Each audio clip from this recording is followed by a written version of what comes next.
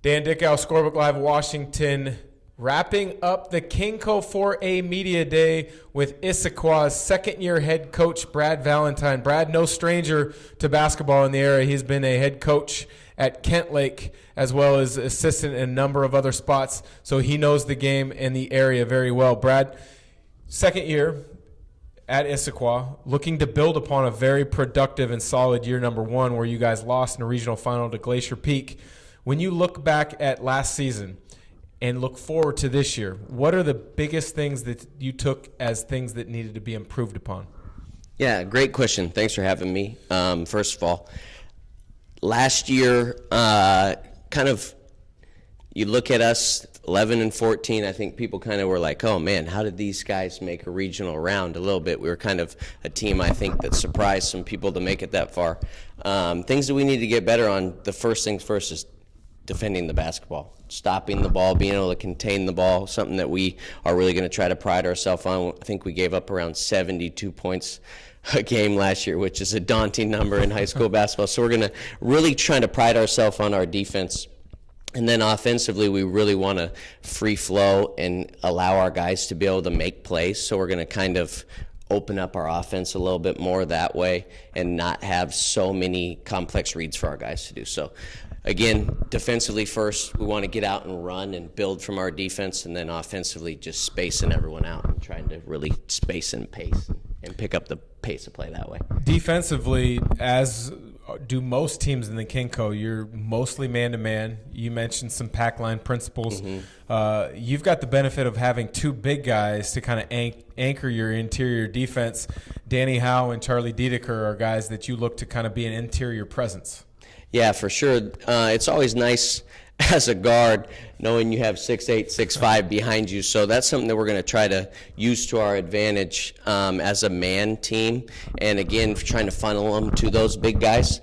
But again, we never want to have straight line drives, so we still got to flatten them out and contain them in and force them into those 6'8", 6'5". But those will be guys that we really kind of hang our hat on defensively, and then going and getting the ball and trying to hold opponents to one shot each time down as well. Offensively, you mentioned wanting to play with pace and with space. You've got a good young ball handler, decision maker, and Timmy Crandall, as a sophomore a year ago, led the KingCo in assists. That's pretty impressive to come in and have a command of an offense at such a young age. Right, yeah. Timmy, when I got in last year, he actually started as a freshman as well. So he is no stranger to handling the basketball throughout the game. Last year he actually led us in minutes too, so we'll actually have to try to get him some rest off the ball as well, so use that to our advantage. But it's always such a ace in the hole when you have a guy who can see the floor and has such a high IQ. So he's a very good young mind, and he uses that mind. Hopefully we can get him to jump stop every once in a while, but we've been talking about that. But he knows, and he's getting to the rim well, and he's the type of guy you love to have because he's always trying to share the ball too. So, and everyone can kind of piggyback off of that as well. So again, great guy. Lucky I have him for 2 more years too. So. Mount Si, no stranger to being predicted as the potential or the favorite to win the league. So not saying anything no one else has mentioned today, but to beat Mount Si and to move up the rankings in the KingCo, what does Issaquah need to pride itself on and be really good at this year? Yeah, that's a great question. I think you ask all the KingCo coaches, they're kind of scratching their head at that one too. Pick to probably win the league, maybe even potentially pick to be the front runner to win state after their run last year.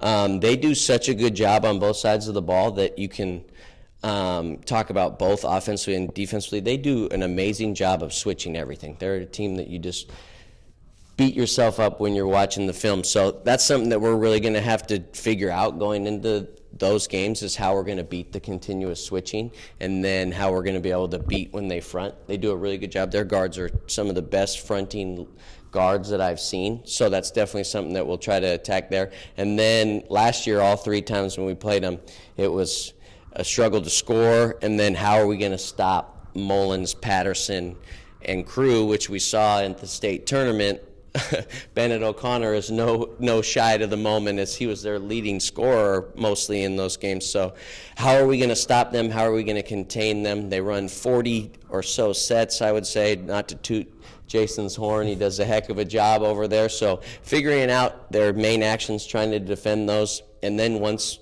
we do stop those actions, being able to defend those guys when they have their freedom of movement plays too, which they're great at too. So we'll have to really try to pride ourselves on our bigs inside too, and hopefully being able to protect the rim that way. So it'll be a tough task for most of the teams in the league, I think, as we think about it, but a lot on both sides to focus on.